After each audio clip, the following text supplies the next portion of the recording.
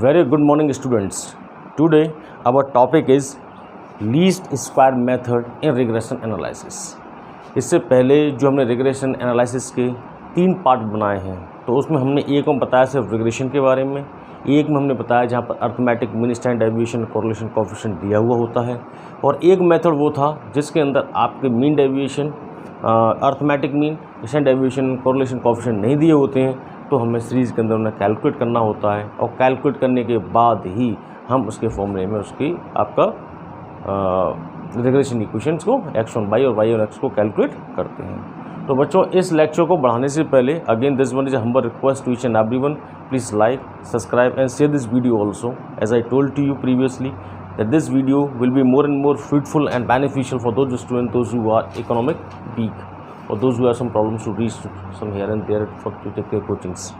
Okay ना, चलो इस पे आते हैं हम। लीस्ट स्क्वायर मेथड ये आपके रिग्रेशन एनालिसिस या रिग्रेशंस इक्वेशंस को कैलकुलेट करने का सबसे अच्छा मेथड माना जाता है क्योंकि इससे सिंपल तरीका कोई नहीं है। The most and most simplest method of calculating a regression equations that one is a least square method, सबसे सिंपल मेथड होता है। अब इसको यूज़ करने से क्यों यूज़ करते हैं? जब भी हम आपके दिए हुए सीरीज़, चाहे सीरीज़ एक्स हो चाहे सीरीज़ वाई हो, क्योंकि हमने देखा था एक सीरीज़ के आधार पर किसी भी दूसरी सीरीज़ की एक करस्पॉन्डिंग वैल्यू को कैलकुलेट करने का, एक अनुमान लगाने का, एक एस्टिमेट लगाने का तरीका ही रिग्रेशन था। तो ऐसी सिचुएशन में अगर मेरे पास एक्स सीरीज़ है, एक वाई सीरीज़ है, तो इन दोनों ही सीरीज़ का अगर मैं इनके अर्थमेटिक मीन से डेविएशन लूँ तो जो आने वाला अंतर का जो स्क्वायर होगा वो सबसे कम निकलता है और जितना अंतर कम होगा उतना ही हम अच्छा एस्टिमेट लगा सकते हैं एक के आधार पर दूसरे का। दैट मीन्स जब एक वेरिएबल और दूसरे वेरिएबल्स की बातों में, दूसरे वैल्यूज़ की वैल्यूज़ में, दूसरे वैल्यूज़ की वर्थ में ज़्यादा डिफरेंस ना हो, दोनों में सिमिलरिटीज़ दिखाई दे रही हो, तो हम एक के आधार पर दूसरे की वैल्यू का बड़े ईजिली एस्टिमेशन लगा सकते हैं। तो जो आपका लीस्ट स्क्वायर मेथड है वो इसी पर बना हुआ था कि अगर आपकी एक्स एंड वाई सीरीज़ है, जैसे अगर आपकी सीरीज़ कोई एक्स दी हुई है, एक वाई सीरीज़ दी हुई है, अगर इनके हम वेरिएशंस निकालें, दैट मीन्स एक अर्थमेटिक मीन इसका निकाला और एक अर्थमेटिक मीन इसका निकाला, और इनके अगर हम डेविएशंस निकालें, that means x minus x1 निकाला जाए और यहाँ से आपका y माइनस y1 निकाला जाए, ठीक है ना। तो ये डेविएशंस तो जीरो होंगे, मगर अगर इनका हम स्क्वायर करते हैं, दैट मीन्स इसका स्क्वायर किया, इसका स्क्वायर किया, तो इनकी वैल्यू का अंतर, इनकी वैल्यूज़ का अंतर, एक्स और वाईज़ की वैल्यूज़ का अंतर बहुत ही कम निकल के आता है, बहुत ही मिनिमम निकल के आता है। इसीलिए इस मेथड को लीस्ट स्क्वायर मेथड कहा जाता है। पहली बात तो ये, ठीक है ना। दूसरी चीज़, जैसे हम पिछले वालों में ए एंड बी जो कांस्टेंट वैल्यूज़ थी, जो कि किसी की दिशा को, ठीक है ना, और उसके स्लोप को दर्शाता था, एक रेखा की स्थिति को बदल देते थे, ठीक है ना। यहाँ पर ए और बी की जो कैलकुलेशन होती है वो आपके दिए हुए जनरलाइज्ड इक्वेशंस के आधार पे होगी, क्योंकि जब हम लीस्ट स्क्वायर मेथड से आपके कोरिलेशन इक्वेशंस को कैलकुलेट करेंगे तो ऐसी सिचुएशन में पहले हमें उस स्ट्रेट लाइन की इक्वेशन का फॉर्मूला यूज़ करना पड़ेगा जिससे कि हम रिग्रेशन इक्वेशन या regression line of x on y और regression line of y on x का बना सकें, ठीक है ना। तो होता क्या है कि जब हम बात करते हैं रिग्रेशन लाइन्स की, तो लीस्ट स्क्वायर मेथड कहता है कि अगर उनका अंतर सबसे कम निकल के आता है तो ऐसी सिचुएशन में इनका जो फॉर्मूलेशन है वो आपके स्ट्रेट लाइन से होता है। तो दैट मीन्स जब हम रिग्रेशन इक्वेशन या इग्रेशन लाइन को जब हम बनाएंगे तो होता क्या, ऑफ एक्स ऑन वाई, तो हम ये मान के चलते हैं कि एक्स की एक स्ट्रेट लाइन की इक्वेशन होती है ए प्लस बी वाई, ठीक है ना। ऐसे ही अगर हम यहाँ पे स्ट्रेट लाइन के थ्रू और regression line of y on x को कैलकुलेट करते हैं बच्चों, तो ये होता है y is equal to a plus b x, ठीक है ना। ये स्ट्रेट लाइन के थ्रू हम इनकी कैलकुलेशन कर रहे होते हैं। अब इनके फॉर्मूले हैं ये, आपको जो लीस्ट स्क्वायर मेथड में यूज़ करने हैं, कि आखिरकार जब आप लीस्ट स्क्वायर मेथड का यूज़ कर रहे हैं तो उनका अंतर सबसे कम निकल के आता है, इसलिए इसके लीस्ट स्क्वायर मेथड कहते हैं और दोनों की बातों में ज़्यादा डिफरेंस नहीं होता, तुम इजीली एस्टिमेट कर सकते हैं। तो ऐसी सिचुएशन में अगर regression line of y x on y और regression equation y on x निकालें तो इनका फॉर्मुलेशन स्ट्रेट लाइन से होता है। तो वो देखिए फॉर्मूला क्या है, ये था, मैंने इसका समीशन ले लिया तो ये होता है समीशन एक्स, ये एन तक ए प्लस है एन तक जाएगा तो ये होता है n a plus b summation y, इसे मैं इक्वेशन सेकंड कह देता हूँ। अब मैं इसमें x का y का मल्टीप्लिकेशन कर दूँ, summation x y is equal to a summation x था ये तो summation y plus b summation y square. ठीक है ना बच्चों। अब ये जो फॉर्मूले हैं ये फॉर्मूले आपको याद करने पड़ेंगे, दैट मीन्स आपको पता होना चाहिए जब regression line of x on y की बात कर रहे हैं तो that means x is equal to a plus b y. तो ऐसी सिचुएशन में हमें ए और बी की वैल्यू चाहिए तो हमारे पास दो इक्वेशन उनका बहुत ज़रूरी है, दो इक्वेशंस होंगी तो जो जनरलाइज इक्वेशंस होंगी उन्हीं के आधार पर हम ए और बी की वैल्यू को कैलकुलेट करेंगे। तो हमने इनका समीशन किया तो summation x is equal to n a plus b summation y, इसका हमने y से मल्टीप्लिकेशन कर दिया तो summation x y is equal to a summation y plus b summation y square. बेटा ये एक्स ऑन वाई का है तो सेम इस तरीके से ही हमारा y ऑन एक्स का भी बनेगा। देखो कैसे बनेगा, यहाँ पर मैं लेता हूँ बेटा समीशन, तो ये होता है a, यहाँ पे करूँगा n a plus b summation x, ये होती है equation second for y on x. फिर मैं इसमें x का मल्टीप्लिकेशन करता हूँ तो summation x y is equal to a summation x plus b summation x square, ये होती है थर्ड। तो बच्चों ये हैं आपके फॉर्मूले, ये आपके फॉर्मूले हैं जो कि आपने लीस्ट स्क्वायर मेथड में आपकी regression equations of x on y और वाई ऑन एक्स के लिए यूज़ करने हैं। तो ज़्यादा ना टाइम वेस्ट करते हुए हम बच्चों एक न्यूमेरिकल देते हैं, आप जल्दी से उस न्यूमेरिकल को नोट करिए, उसे सॉल्व करते हैं और लीस्ट स्क्वायर मेथड को बताते हैं। तो बच्चों प्लीज़ नोट डाउन द आपका क्वेश्चन। तो क्वेश्चन है बच्चों, from the following data let me rub this portion, आप इसका स्क्रीनशॉट दे दीजिएगा।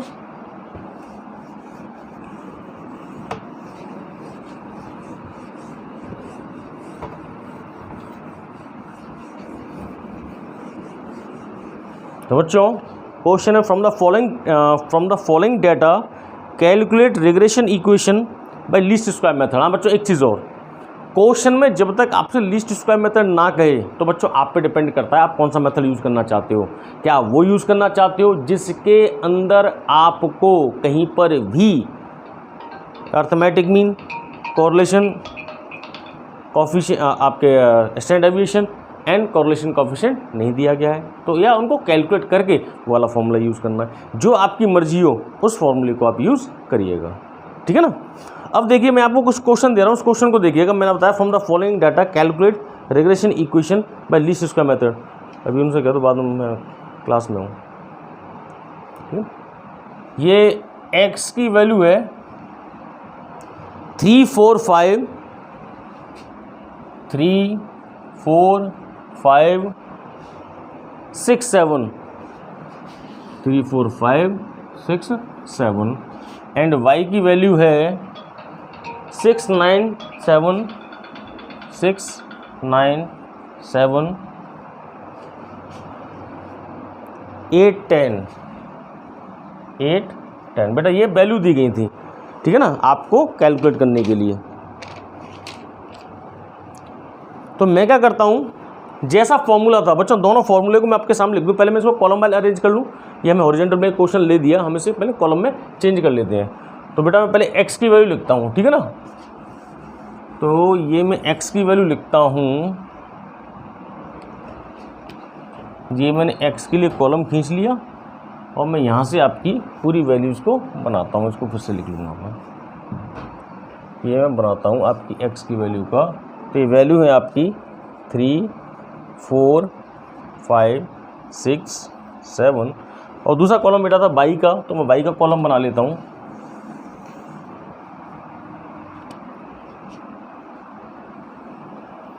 और y की वैल्यू दी गई थी आपको 6 9 7 6 9 7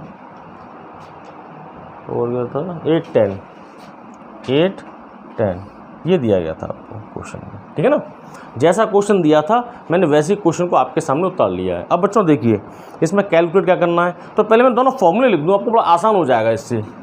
regression line of x on y के लिए दी। क्या बनाया था हमने फॉर्मूला कि x is equal to a plus b y, मैंने समीशन लिया था summation x is equal to n a plus b summation Y.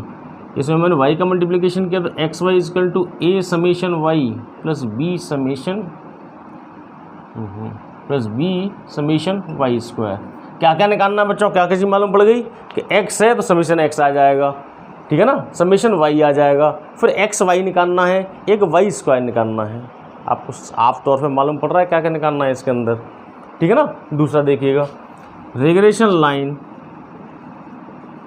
Of y on x हम ले लेते हैं। इसमें क्या करना होगा कि y is equal to a plus b x, मैंने समीशन ले लिया तो summation y is equal to n a plus b summation x, और मैंने इसमें x का मल्टीप्लिकेशन कर दिया तो a summation x plus b summation x square.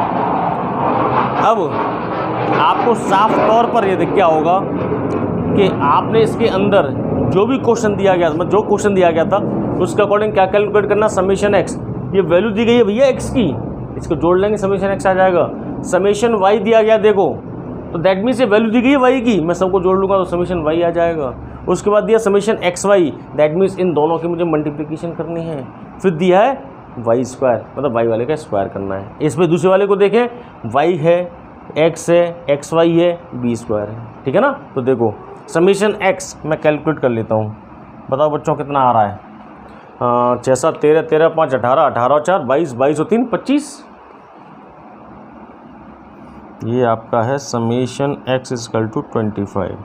इनको करना है ऐड, तो 18 18 तो 25 25 और 34 34 से 40 आ रहा है क्या, कितना है ये आपका, ऐड किया तो 6 9 7 8 10, कैलकुलेटर देखना भाई, 15 15 ये 22 22 और 30 40 ही आएगा। समीशन वाई इजकल टू 40, ठीक है ना। अब देखो मुझे निकालना है एक्स स्क्वायर भी वाई स्क्वायर भी, दोनों वैल्यू चाहिए भैया, दोनों कैलकुलेट करनी है। मैं दोनों को कैलकुलेट कर लेता हूँ। जैसा फॉर्मूले में दिया गया, मैंने सिर्फ बगल में फॉर्मूले लिखे हैं कि जैसा था वैसा ही करते जा रहे हैं, इसके अलावा हमें कुछ नहीं करना है, इसमें कुछ भी एक्स्ट्रा लेके नहीं आना है, कोई भी ऐसी चीज़ कैलकुलेट नहीं करनी है जिससे कि आपको कोई दिक्कत हो या आपको कैलकुलेट करने में कहीं भी कोई प्रॉब्लम निकल के आए। देखिए मैंने एक्स स्क्वायर किया तो ये होता है आपका 09, ये होता है आपका 16, ये होता है आपका 25, ये होता है आपका 36, ये होता है आपका 49। यस बेटे समझ में आ रहा है ना, हाँ जी आ रहा है आपके समझ में, हाँ जी। देखो अब वाई स्क्वायर पे चलते हैं, यहाँ से 3 6 36 9 9 81 4 7 7 49 8 8 64 10 का 100।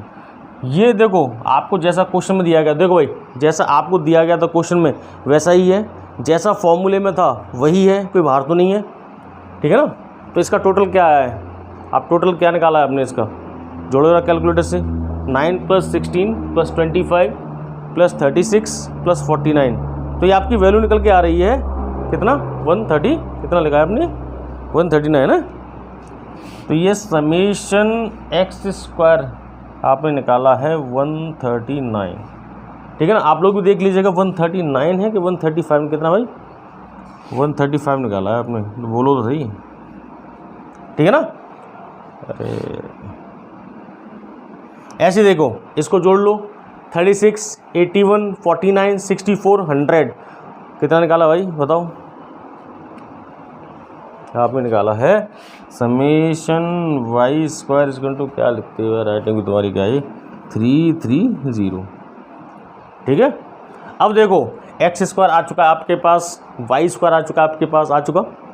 अब रह क्या गया है, समेशन एक्स आपके पास है, समेशन वाई आपके पास है, समेशन एक्स स्क्वायर आपके पास है, समेशन वाई स्क्वायर आपके पास है, रह क्या गया, रह गया भैया समेशन एक्स वाई। तो मैं क्यों ना इन दोनों की मल्टीप्लिकेशन कर दूं, अकॉर्डिंग टू फॉर्मूला मैंने इन दोनों की मल्टीप्लिकेशन कर दी एक्स वाई, जैसा जैसा फॉर्मूले में दिया था, इसके अलावा कोई भी एक्स्ट्रा स्टेप नहीं ले रहा हूँ मैं, ये गौर करिएगा।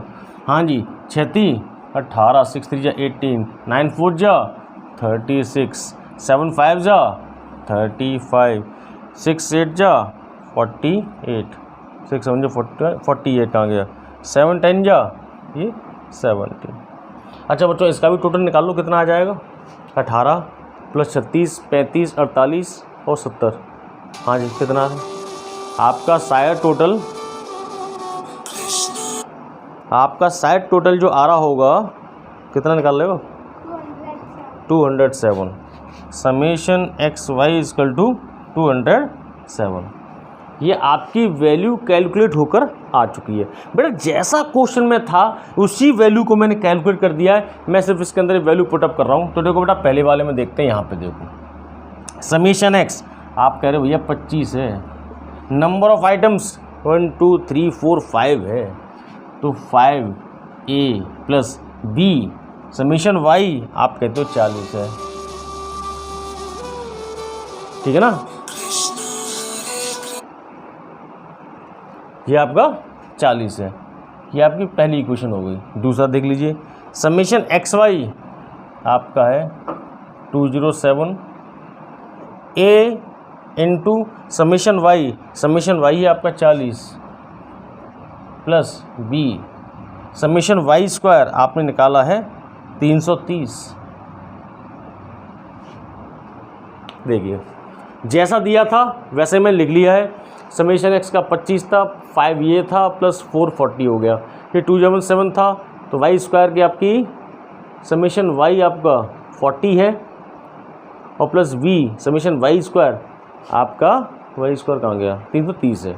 इनको बेटा हम सॉल्व कर लें, तो सॉल्व करेंगे तो देखो ये आपका बनता है 40A और ये आपका बनना है 330B, ठीक है ना। एक तो हम करते हैं पहली वाली इक्वेशन में 8 का मल्टीप्लिकेशन कर लेते हैं। तो 8 का मल्टीप्लिकेशन करेंगे तो आपकी वैल्यू आएगी,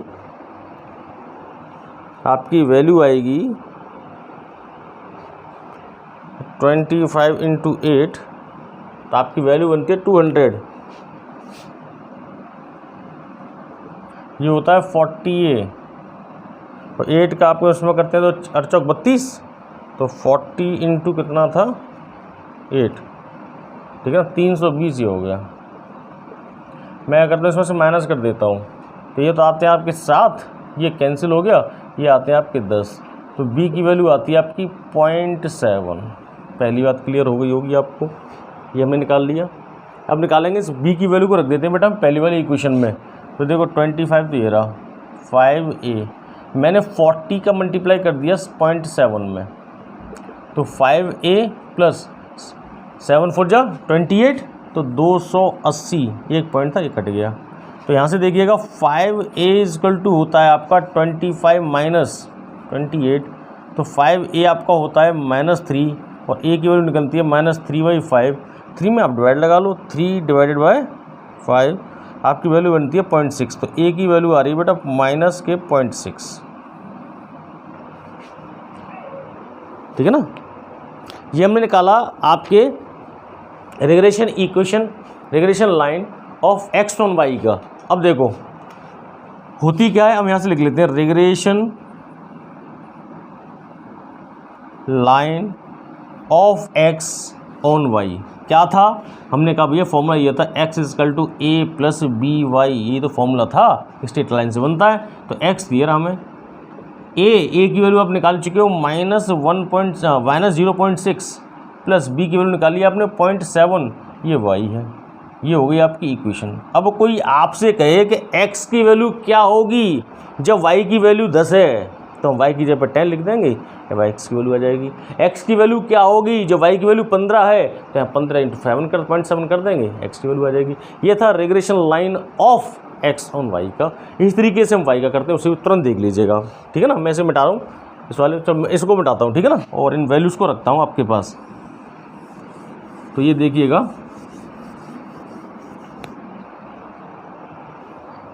देखिए regression line of y on x, मैं लिख देता हूँ regression line of y on x। देखो बच्चों क्या था, समेशन y, और समेशन y आप निकाल चुके हो 40, फिर आपने क्या दिया है NA, तो ये 5 है, प्लस b समेशन x, तो मैं लिखता हूँ b समेशन x की वैल्यू निकाली आपने 25, जैसा था बेटा वो, इसी के अलावा मैंने एक्स्ट्रा कुछ नहीं किया। और दूसरे पर आ जाओ, समेशन xy आप निकाल चुके हो 207, फिर है आपका a summation x, a summation x, तो ए रहा और समेशन एक्स है आपका 25 plus b summation x square, तो बी ये रहा और समेशन एक्स स्क्वायर की वैल्यू बेटा आपने निकाली 135। आप ये चीज़ देखिए जैसा था उससे कहीं का मैंने बाहर का नहीं किया है, ठीक है ना। तो ये वैल्यू बन गई आपकी 25 है और ये हो गई आपकी 35 बी। तो मैं करता हूँ पहली वाली इक्वेशन में 5 का मल्टीप्लिकेशन कर रहा हूँ, ये इक्वेशन फर्स्ट मल्टीप्लिकेशन बाय 5 8 5 4 जा 20, तो 20 करूँ तो ये हो जाती है वैल्यू 200, ये आपका 25A और यहाँ पर 5 का किया तो 125, 5 5 या 25, 2 कैरी 5 2 या 10 125 और ये बी। ये होगी आपकी इक्वेशन थर्ड। इसे देखिए क्या थी 207, हम ऊपर कर लेते हैं 2 से 3 को घटा देते हैं, माइनस कर देते हैं, तो ये वैल्यू है आपकी 207। ये था आपका 25A प्लस 135, ये सेकंड इक्वेशन थी बच्चों जैसा दिया गया था। यहाँ से जैसे ही मैंने इसको माइनस किया तो देखिए ये वैल्यू तो आती है आपकी 7, ये 25 से 25 गया और यहाँ पर आती है आपकी वैल्यू 10B। मैं B को निकालता हूँ तो आपकी वैल्यू निकलती है 0.7 जैसा उसमें निकला था, ठीक है ना। अब इस 0.7 को फर्स्ट इक्वेशन में रख देता हूँ तो ये होती है 40 5A प्लस B इन B की वैल्यू तो आ गई ये 0.7 इंटू 25। हाँ भाई देखो क्या आ रहा है 0.7 का मल्टीप्लिकेशन करके, तो जब आप इसे मल्टीप्लाई करोगे तो 0.7 इंटू 25 1.4 आ रहा है साहब, कितना आ रहा है, तो 40 = 5A प्लस 1.4 में से आगे इधर ले जाता हूँ तो 5A = 40 माइनस 1.4, तो 40 माइनस 1.4 तो इसकी वैल्यू आती है आपकी 38 पॉइंट कितना था 35A = 38.6, दैट मीन्स 25 इंटू 0.7, गलत कर दिया भाई यहाँ पे हमने, ये आपकी वैल्यू आएगी 17.5, ठीक है। तो यहाँ पर हम लिखेंगे माइनस 17.5, तो 40 माइनस 17.5 ये वैल्यू आती है आपकी 22.5। बेटा 5 का डिवाइड लगा देंगे हम इसमें तो वैल्यू निकलती है 4.5, तो ए की वैल्यू आएगी आपकी 4.5। हाँ भाई आप लोगों ने क्या निकाली है, बोलेंगे ना तुम तो सब के सब एक जैसे हो, 4.5, ठीक है ना। देखो अब ये वाली इक्वेशन आपकी निकल के आ गई। अब मैं निकालता हूँ रिग्रेशन इक्वेशन, अब मैं निकालता हूँ आपका रिग्रेशन इक्वेशन। तो बेटा देखो रिग्रेशन इक्वेशन मैं लिख देता हूँ, regression line of y on x। बेटा क्या फॉर्मूला था कि y = होता है a प्लस बी एक्स, यही था बेटा। देखो y ये रहा, a की वैल्यू आप निकाल चुके हो 4.5 प्लस b हमारे पास निकला 0.7 इंटू एक्स, 4.5 है, ठीक है ना। ये आपकी इक्वेशन बन गई है। अब आपसे कहे कि y की वैल्यू क्या होगी, that means we are going to calculate the dependent value on independent variable. x के आधार पर या y के आधार पर हम एक दूसरी वैल्यू को कैलकुलेट कर रहे हैं, उसकी करस्पॉन्डिंग वैल्यू का एक एक्चुअल एस्टिमेट निकाल के दे रहे हैं कि अगर x यहाँ पर 15 है तो y की वैल्यू क्या होगी। Just we are going to put up the value of x in this particular equation and you will find it out the value of y। हाँ भाई सही है, ठीक है ना। तो बच्चों ये था हमारा least square method in calculation of regression equations. Now आपको जो अच्छा लगे उस मेथड को आप यूज़ करिएगा। आपके सिलेबस के अंदर शायद स्पेसिफिकली नाम लिख के नहीं आता, तो जो मेथड आपको अच्छा लगे उसका यूज़ करिएगा। इनके अलावा और कोई बेस्ट से बेस्ट मेथड है नहीं, ये सबसे बेस्ट मेथड माना जाता है। So again please like subscribe and share the video. और जो समझ में नहीं आए तो बच्चों सबसे आवश्यक क्या होता है, जो समझ में नहीं आता तब वो कमेंट बॉक्स में मैसेज डालने होते हैं और पूछना होता है क्या चीज़ समझ में नहीं आई, ठीक है ना। और ना हो तो फ़ोन भी करिए, ठीक है ना। और मैं आपको अपना नंबर दे दे रहा हूँ जिस पे आप मुझे कॉल करके पूछ भी सकते हैं। तो वो नंबर है आपका 6396251767। बच्चों इस नंबर पे आप मुझे कॉल करके पूछ भी सकते हो, ठीक है ना।